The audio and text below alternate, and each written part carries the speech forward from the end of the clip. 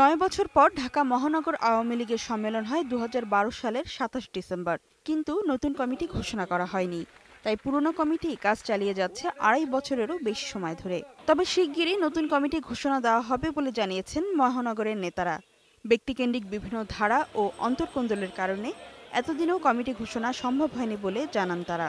অপশক্তিরা যেভাবে রাজনীতিকে একটা অন্য ধাপে নিয়ে যাওয়ার চেষ্টা করেছিল, সেখানে কিন্তু যেহেতু জননেত্রী শেখ হাসিনার উপর দায়িত্ব, সেহেতু তিনি সেই দেশে নিয়ে ব্যস্ত থাকার কারণেই এই বিলম্বগুলো হচ্ছে।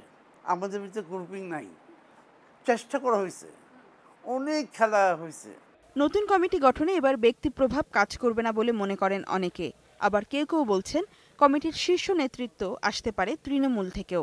এখানে কোনো প্রভাব কারো বা বাধা আমার মনে হয় না হবে, বা হলেও সফল হবে না।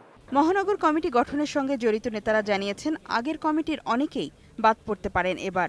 ঢাকা উত্তরের সভাপতি পদে সম্ভাব্য ৫ জন ও সাধারণ সম্পাদক পদে ৪ জনের নামের তালিকা দলের সভাপতির কাছে জমা দিয়েছেন কর্নেল ফারুক খান। দক্ষিণের জন্য একই রকম তালিকা জমা দিয়েছেন কৃষি ও সমবায় বিষয়ক সম্পাদক ডক্টর আব্দুর রাজ্জাক। কিছুদিনের মধ্যেই এটাকে চূড়ান্ত পর্যায়ে নেওয়া যাবে বলে আমি মনে করি। আমি মনে করি না যে আমাদের আওয়ামী লীগের নেতৃত্ব কুক্ষিগত করার কোনো অবকাশ আছে। দুটো কমিটি হবে এবং সেই কমিটিতে ন্যাচারালি তরুণ নেতৃত্ব আসবে।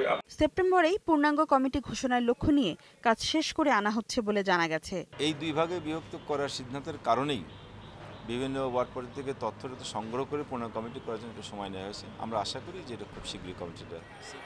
ফারজানা শোভা, ইন্ডিপেন্ডেন্ট নিউজ, ঢাকা।